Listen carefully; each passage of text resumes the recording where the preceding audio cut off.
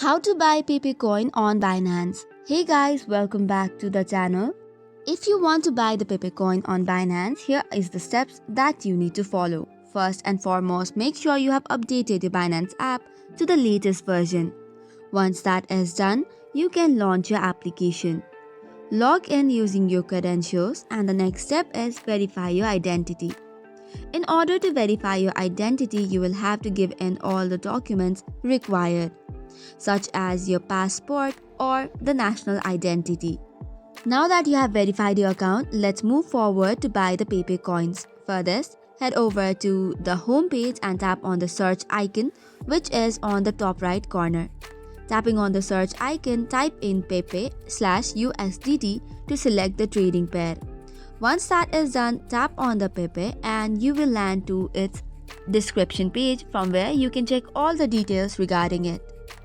At the end of the page, you will see the buy button. Tap on it, and after that your order will be processed and PEPE coins will be added to your account.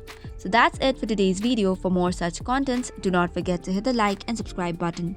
Thank you and keep watching.